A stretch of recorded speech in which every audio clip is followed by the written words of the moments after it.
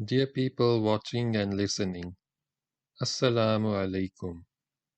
Kindly like and share this video and subscribe to my YouTube channel. Please support my channel by contributing to my Patreon account so that I can continue making the audiobook series. Salah ad-Deen al-Ayyubi, Volume 2, The Establishment of the Ayyubid State. Start of Part 3 of Chapter 6. Administrative matters in war and peace, and to do with captives. War cabinet in Salah ad-Deen's army. It is natural that Salah ad-Deen had helpers who aided him in managing the war, making military plans and administering the affairs of state.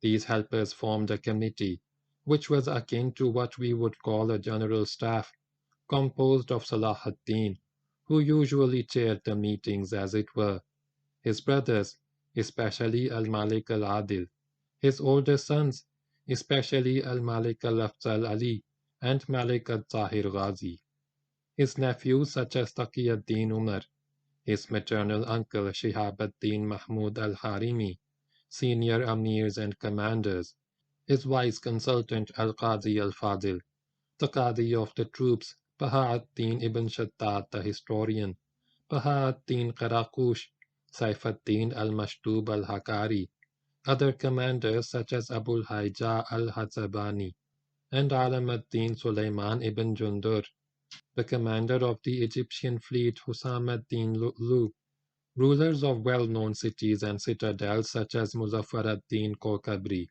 Shams ad-Din ibn al-Muqaddim, Izz ad-Din Jurdik and al-Faqih Diya ad-Din Isa al-Hakari. Each of these men had the right to state his opinion openly and frankly, so long as it was based on the principle of service to the state and to the army of Salah ad-Din. The committee would meet whenever Salah ad-Din thought it necessary. We shall see below, insha'Allah, in the events discussed in this book, how Salah ad-Din consulted his companions on all occasions and with regard to all serious events, and he agreed with their views, sometimes willingly because he liked what they said, and sometimes unwillingly, but in the interests of protecting the Muslims' interests, making them happy and showing respect for the opinions of his commanders.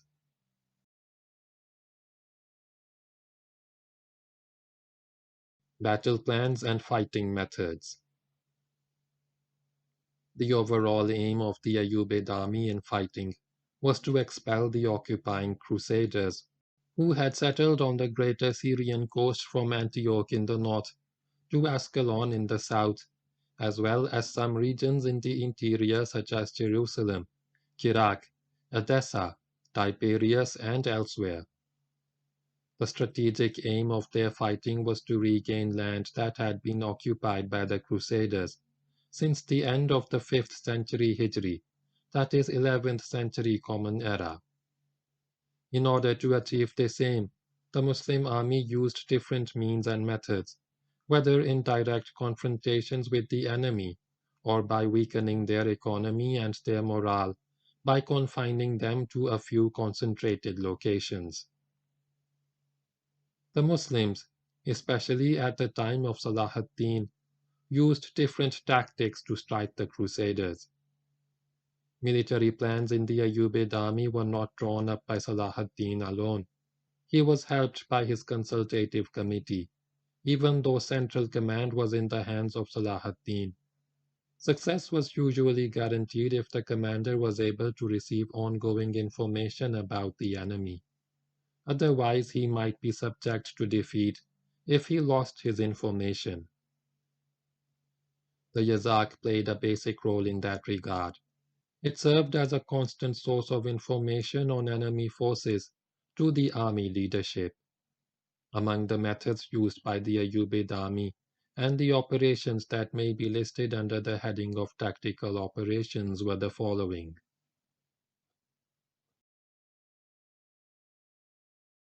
Cutting down trees. Among the actions that were aimed at weakening the enemy, he instructed his troops to cut down the grapevines of the farms of Safad in the Jordan Valley during the Battle of Bait al-Ahzan, which took place in 575 Hijri, that is 1179 Common Era, and he ordered that their produce be harvested. The aim behind that was to destroy the enemy's economy, so that they could not benefit from the grapes or the wood, or the grain that the troops had already harvested. This action was repeated on numerous occasions.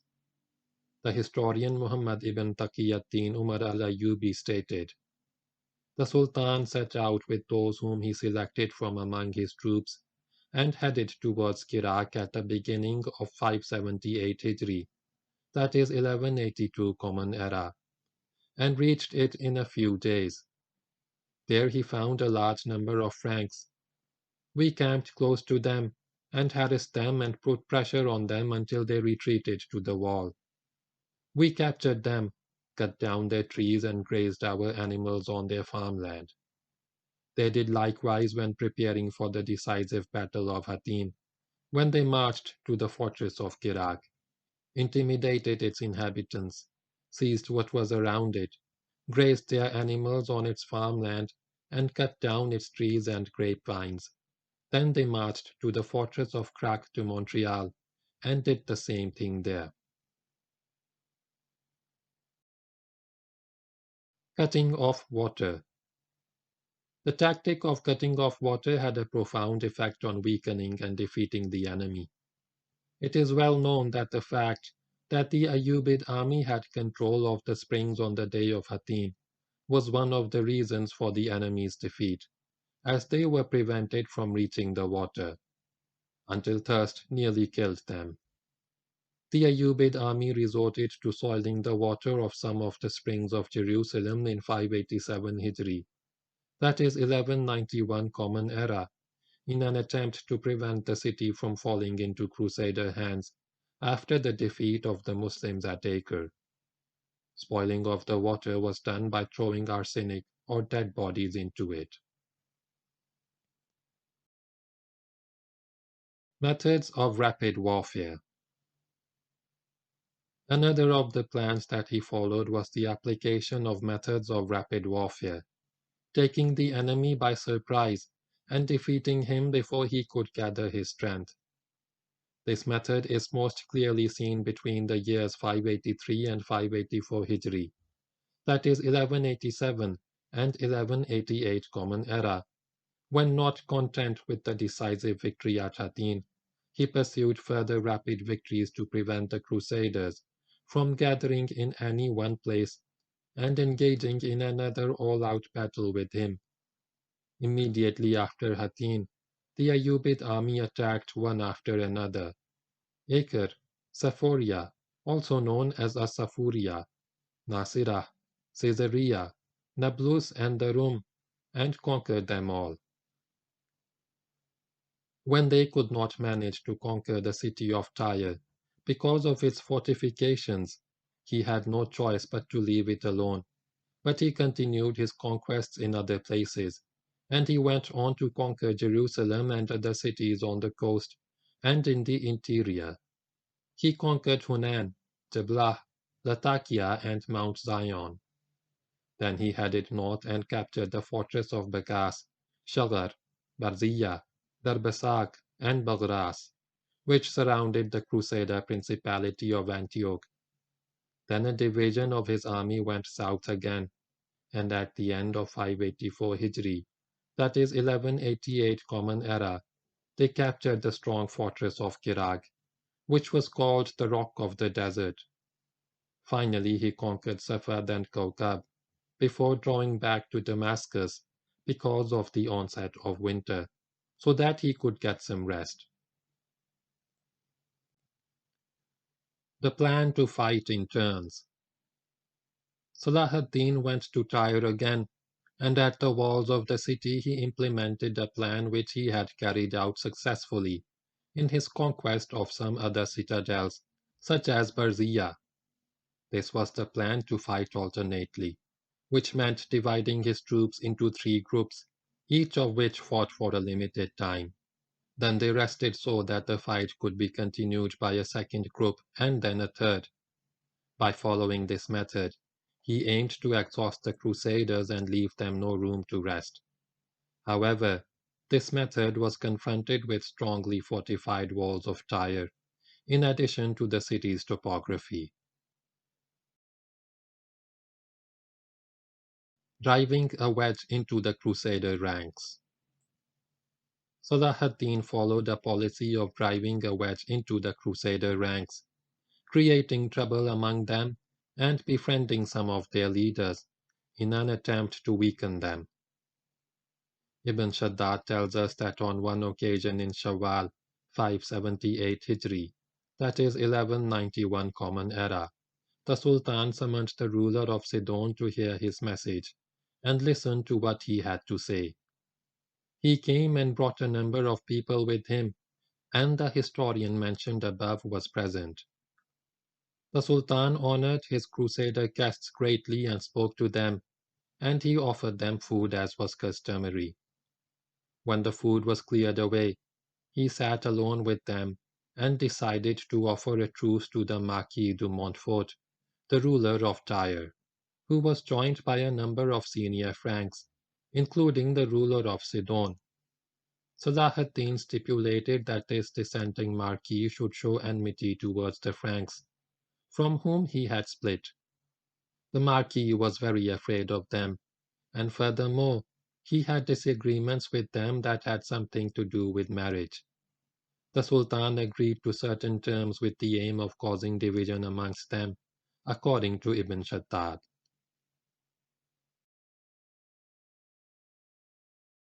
Strengthening economic and commercial ties with the Italian city-states.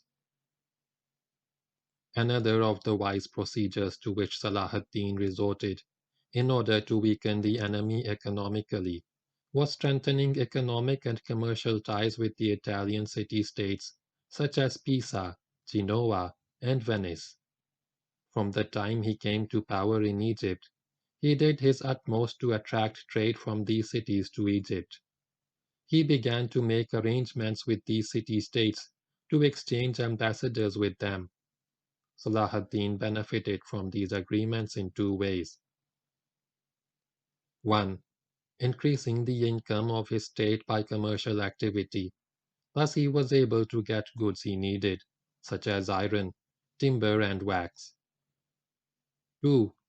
Weakening the Crusaders' commerce, especially if we realize that Salah ad-Din dominated the Red Sea. No doubt this trade led to an interest in rebuilding the Ayyubid Muslim fleet. In a letter addressed to the Abbasid Caliph in 571 Hijri, that is 1175 Common Era, Salah ad-Din wrote, "Among these armies are the Venetians, Pisans, and Genoans, who may sometimes come as fighters whose harm will be difficult to withstand, and the spark of whose evil will be difficult to extinguish, and sometimes they may come as ambassadors, complying with the rulings of Islam with regard to the goods they are trying to sell. But now all of them are bringing to our country weapons for fighting and jihad, and trying to show kindness to us by giving gifts of their finest work. I have established contact with all of them, and have made peace with them on the basis that we have got something extra that they dislike, and on the basis of what we prefer and they do not. These ties between Egypt and the Italian city-states were nothing new. Rather, they were a continuation of what had existed at the time of the Fatimids. Salah ad-Din succeeded in preserving and developing them.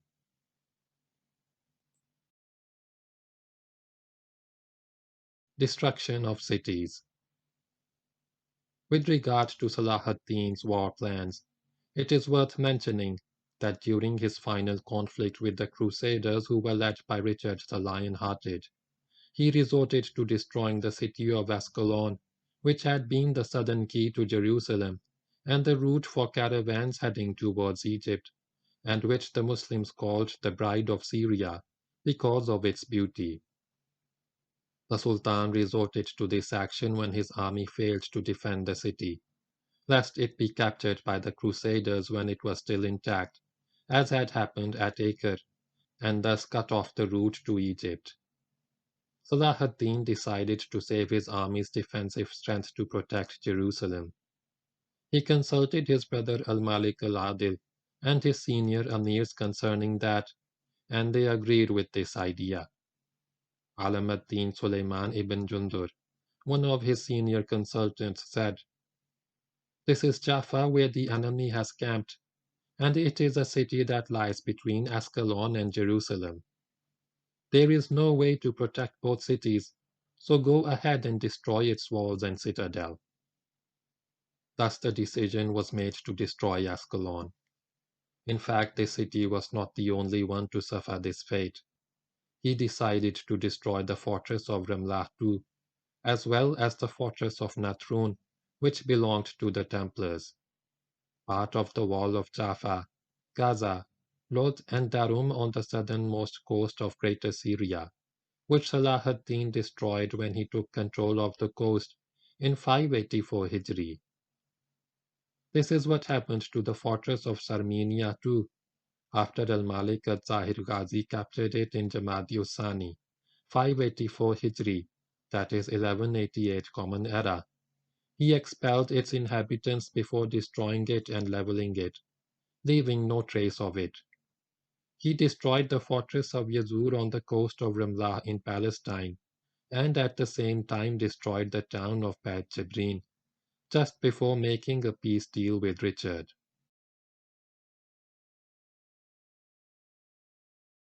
Securing the route connecting Egypt and Syria.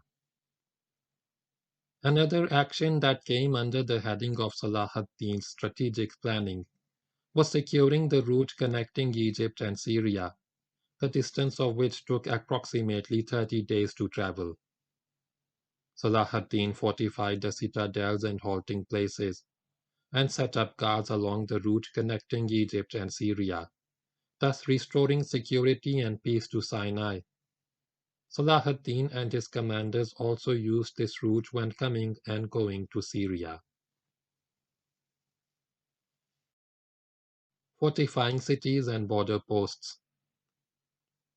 He took care to fortify the cities of Fustat and Cairo, and the borders and entry points into Egypt, the most important of which at the time of Salah ad-Din were Alexandria, Damietta, Rashid, Aitab, and Tis.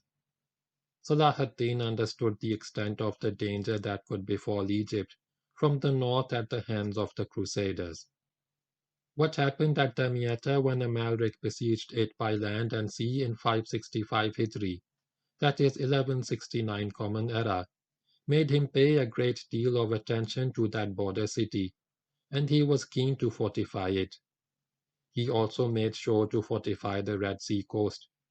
With regard to the Egyptian interior, the most important fortifications he built were in the city of Cairo. The Sultan began to build the walls of Cairo because most of them had been destroyed, and it had become impossible to prevent anyone from entering or leaving the city. He appointed Karakush al-Khadim in charge of that.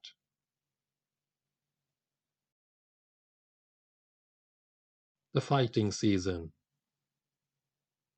Preparations for fighting began at the end of winter, when temperatures began to rise with the arrival of spring. During the winter, the two sides did not engage beyond a few brief clashes, setting up ambushes and sending out scouts to find out what the enemy was doing. If we look at the period of battles, we will see that they happened during a period of 8 or 9 months, starting when the period of intense cold ended and ending with the onset of winter.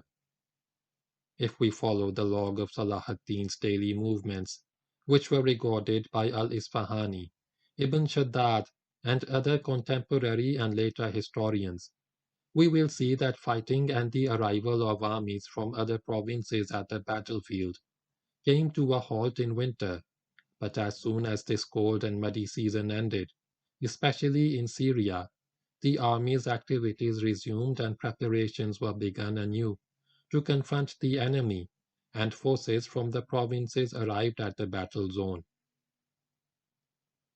After the fighting season ended, the troops would go back to their own lands.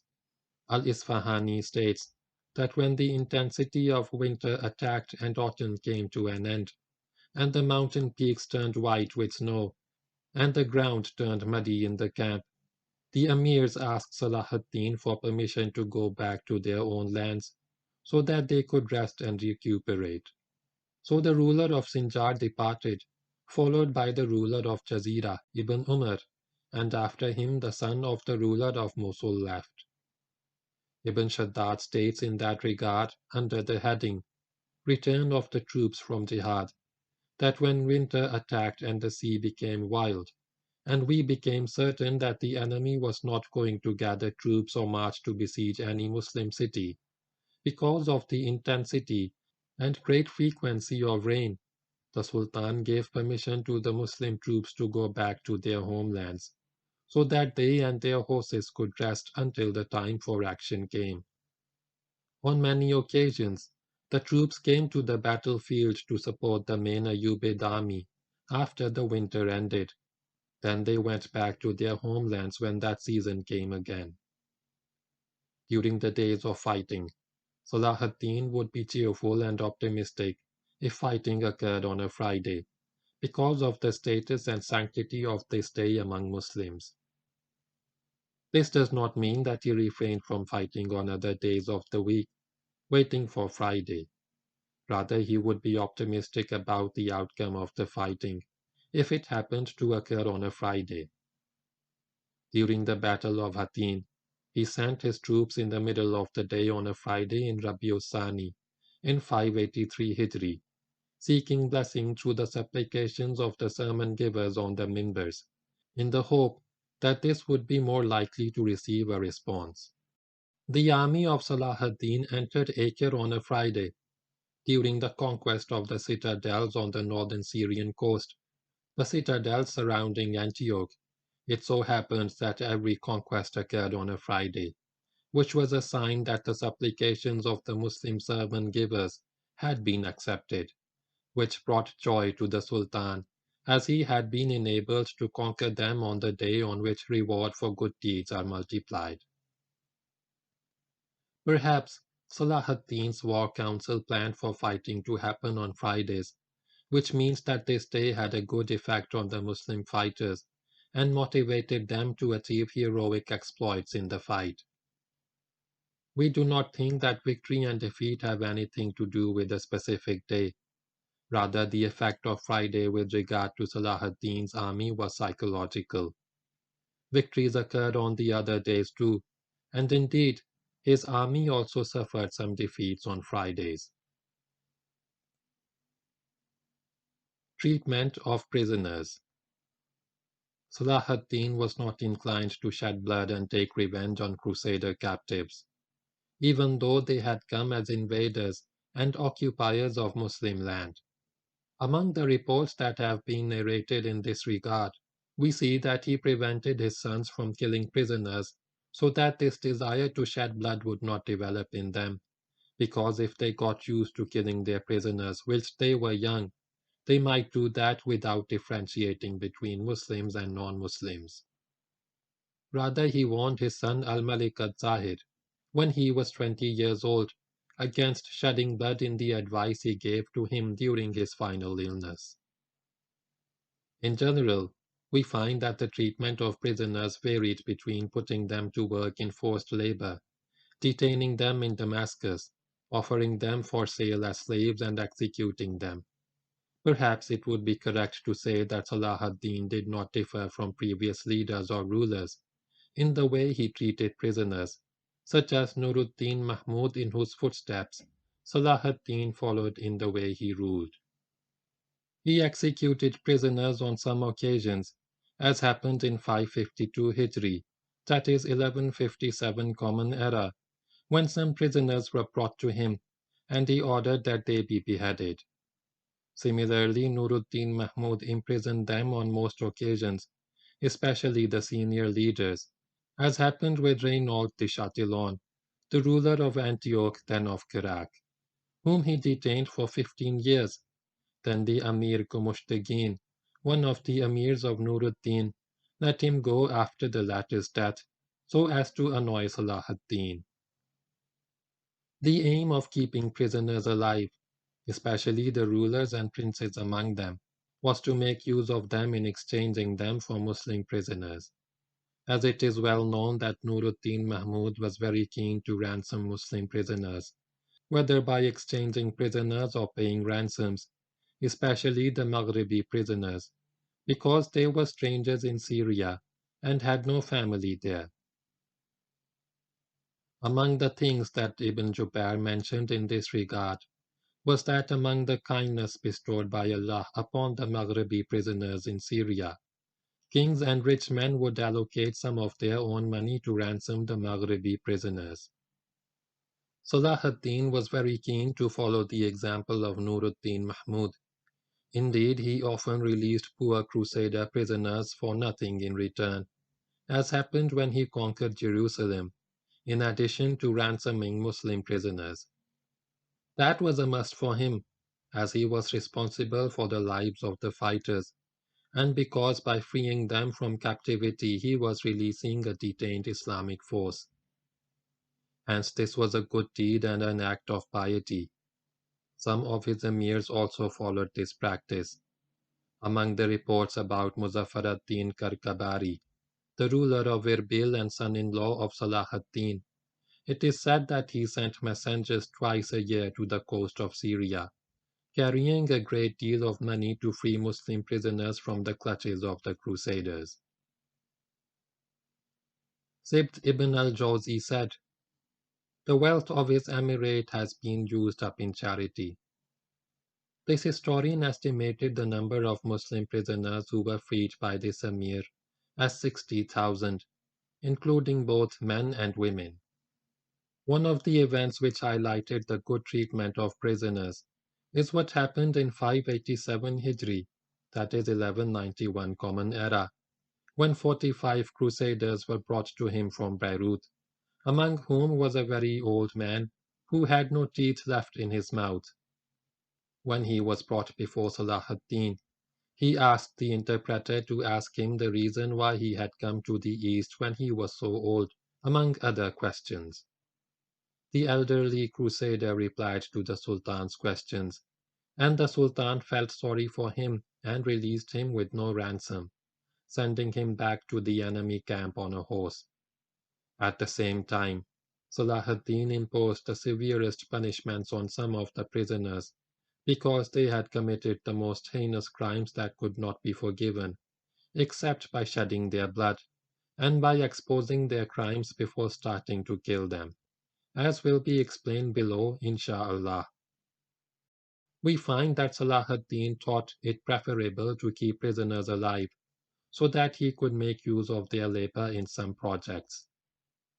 When he began to build the citadel of Cairo, known as the Citadel of Salah ad-Din, he put these prisoners to work on this hard labor, cutting marble and huge rocks and digging the ditch that surrounded the fortress, which was dug from the rock with pickaxes, work which was so hard to do that there was no way, as Ibn Jubair says, to employ anyone in this construction except the non-Muslim, Frankish prisoners.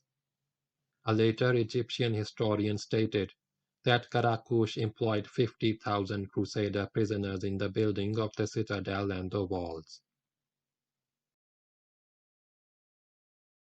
Peace deals between Salah ad-Din and the Crusaders. The first peace deal between Salah ad-Din and the Crusaders occurred at the beginning of 571 Hijri, that is the summer of 1175 Common Era, when Salah ad-Din first settled in Syria. Undoubtedly, the pressure of political, economic, military, and other circumstances was what motivated him to make a truce with the Crusaders. In addition, he needed extra time to settle accounts with the Muslim groups who were opposed to him, as he was the leader who was supposed to lead the Islamic front against the Crusaders. Salah ad-Din also needed to block the way for the Muslim groups who wanted to cooperate with the Crusaders at his expense, especially the Atabegs of Mosul and Aleppo. All of these reasons motivated the Sultan and the Crusaders to stop the fighting and establish a period of peace between the two sides. When the truce had been concluded, the Sultan ordered the Egyptian troops to return to Egypt because there was no longer any need for them to be in Syria, in addition to the difficult economic situation in Syria, as we have noted. Similarly, Egypt was in need of its troops at harvest time. Al-Isfahani states that the Sultan gave the Egyptian troops permission to go back to Egypt and stay there for a while.